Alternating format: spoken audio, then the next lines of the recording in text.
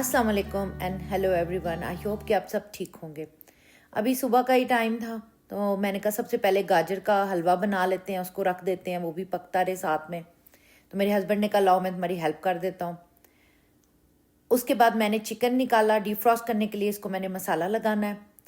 और इसके साथ ही मैंने मटन भी निकाल दिया जिसकी मैंने कढ़ाई बनानी है और मटन पुलाव बनाना है।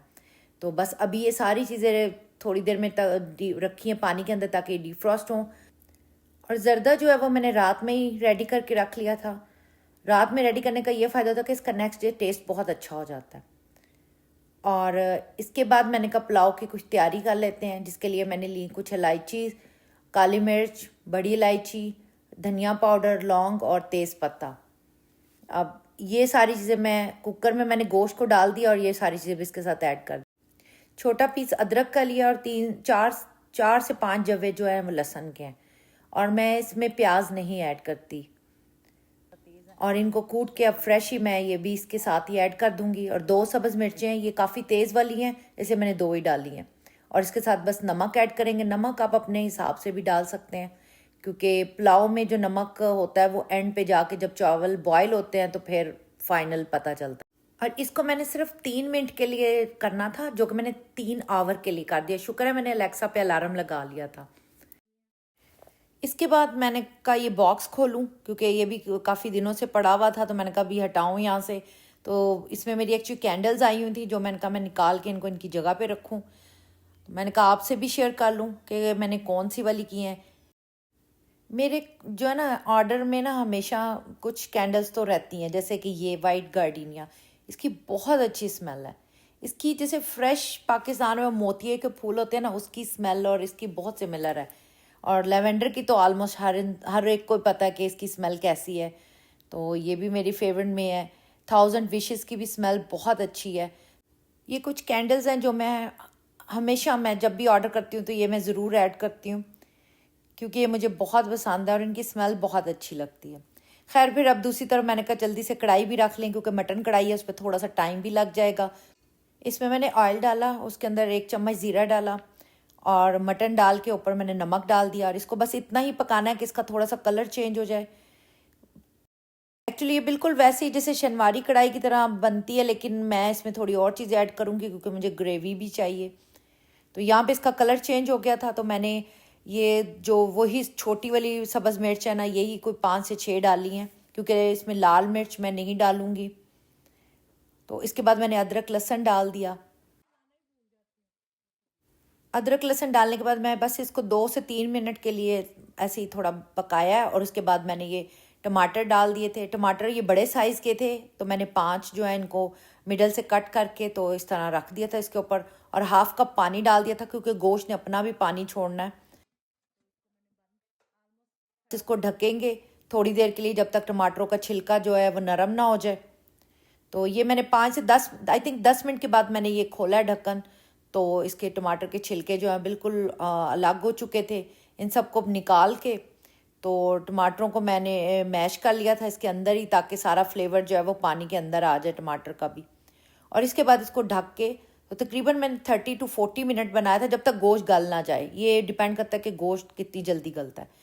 तो ये एक्चुअली तक मेरे पास जो है ये गोट 25 से 26 पाउंड होती है, तो ये बहुत जल्दी गल जाती है। तो मतलब मुझे आराम से मैंने मीडियम टू लो हीट पे रख दी थी, तो ये तकरीबन 30 मिनट्स में गल भी गया था। और यहाँ पे मैंने ऑयल भी ऐड कर दिया था।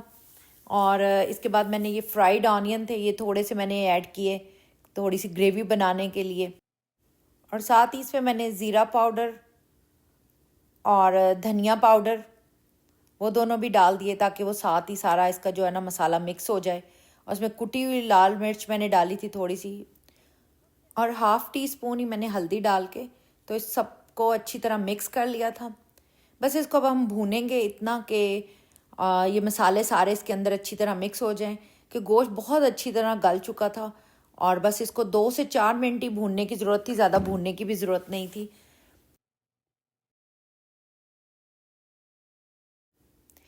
1 कप योगर्ट ऐड कर दिया था ताकि ग्रेवी थोड़ी और अच्छी बन जाए, क्योंकि फ्राइड ऑनियन और दही के साथ इसकी ग्रेवी अच्छी बन जानी थी। मुझे एक्चुअली कढ़ाई बिल्कुल ड्राई नहीं चाहिए थी, थोड़ा मसाले के साथ चाहिए थी, तो इसलिए मैंने प्याज और दही ऐड कर लिया। और अगर आपने यही सेम शनवारी कढ़ाई बनानी है तो आपको मेरे ख्याल सिर्फ नमक, टमाटर और सब्ज़ मिर्चें डालें तो शनवारी कढ़ाई बन जाती है। और अब इसमें मैंने नमक और थोड़ा ऐड किया था और साथ में गरम मसाला डाल दिया था। तो ये ऑलमोस्ट डन है। गार्निश इसको मैं सर्व करते वक्त कर लूँगी।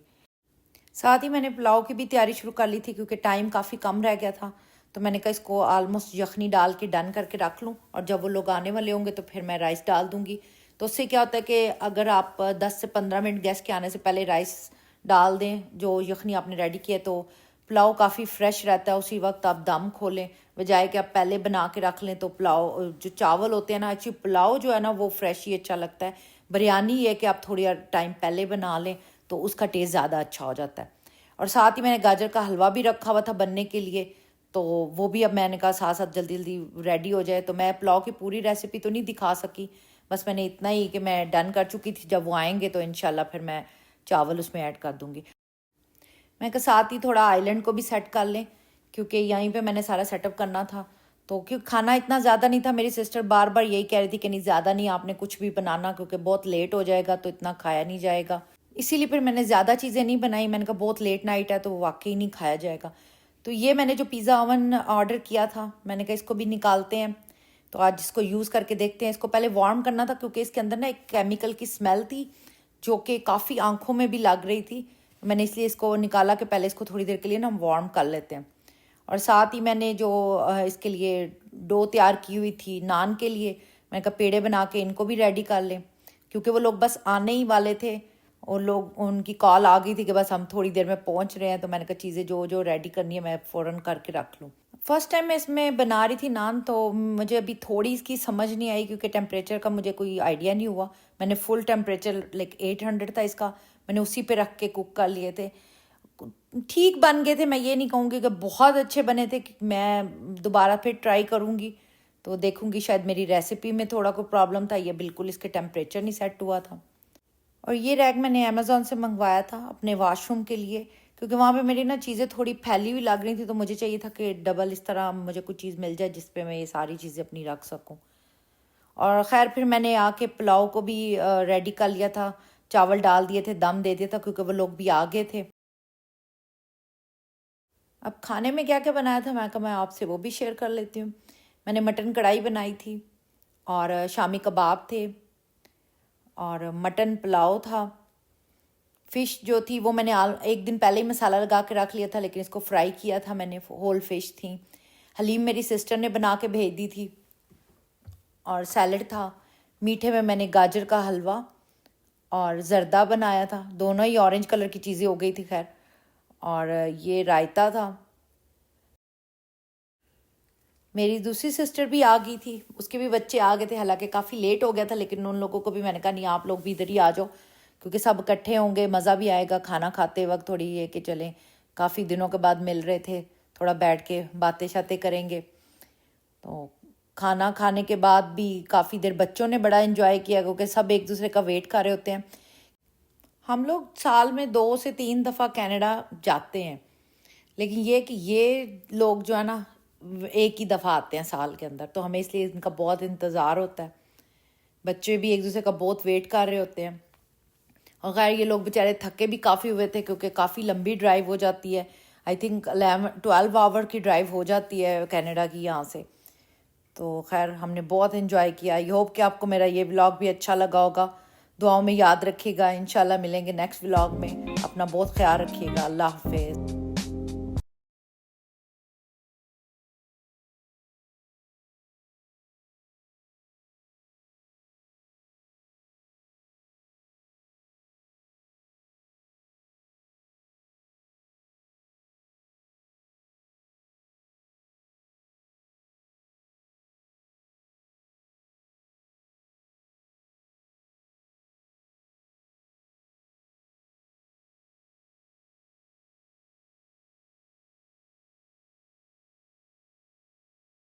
अल्लाह हाफिज़।